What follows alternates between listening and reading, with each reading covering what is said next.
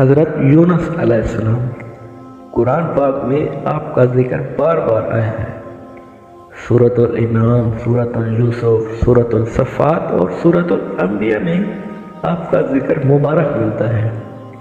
حضرت یونس علیہ السلام ملک کے عراق نینوا میں پیدا ہوئے، جس شہر کی طرف آپ کو نبی بنا کر بھیجا گیا تھا۔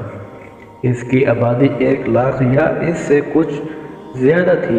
آپ بھی لوگوں کو بت پرستی سے منع کرتے تھے اور ایک اللہ کی عبادت کی تعلیم دیتے رہے، برائیوں سے منع کرتے رہے اور اچھائیوں کی ہدایت کرتے رہے۔ اس بات سے آپ کی قوم آپ کی دشمن ہو گئی۔ آخر قوم کی بار بار مخالفت سے تنگ آ کر آپ نے فرمایا کہ اب اللہ کا عذاب تم پر آ کر رہے گا، اور یہ کہہ کر دریا کی طرف چلے گئے۔ ایک کشتی جانے کے لیے تیار تھی، اس پر سوار ہو کر روانہ ہو گئے۔ جب کشتی بیچ دریا میں پہنچی تو رک گئی۔ ملاح نے کہا، اس کشتی میں کوئی غلام ہے جو اپنے مالک سے بھاگ کر آیا ہے، جب تک وہ نہیں اترے گا کشتی نہیں چلے گی۔ کرایہ ڈالا گیا تو آپ کا نام نکلا۔ لوگوں نے زبردستی آپ کو دریا میں پھینک دیا۔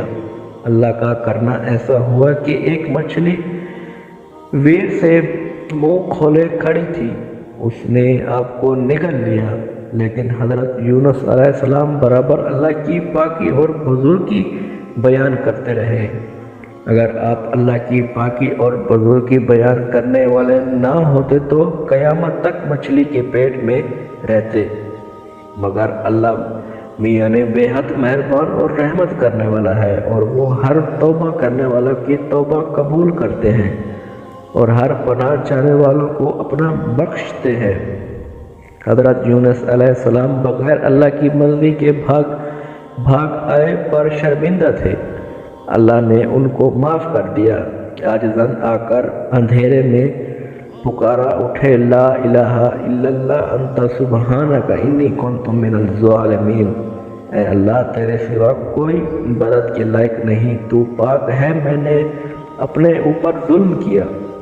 اللہ تعالیٰ نے ان کی دعا قبول کی اور غم سے نجات دی، مچھلی کے پیٹ سے نکال کر میدان میں ڈال دیا اور اس پر ایک بیل اور درخت لگا دیا۔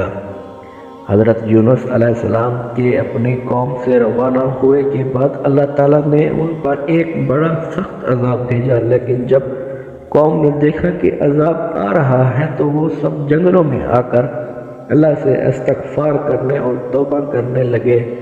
اللہ تعالیٰ نے عذاب دور کر دیا۔ حضرت یونس علیہ السلام اچھے ہو کر دوبارہ قوم کے پاس آئے اور ان کے انتظار میں تھے، جو کہ انہوں نے اپنی آنکھوں سے عذاب دیکھ لیا تھا۔ اس لیے سب کے سب ایمان لے آئے اور صدیوں تک امن اور چین سے رہے۔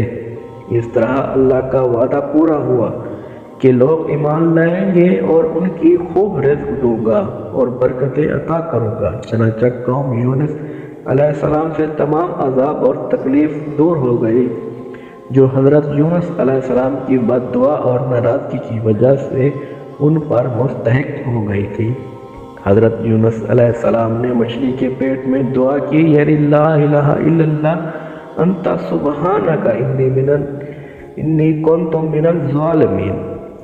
اب جب کوئی مصیبت یا آفت نازل ہوتی ہے تو اس کو پڑھا جاتا ہے، اللہ پاک اس کی برکت سے آفات کو دور کر دیتا ہے۔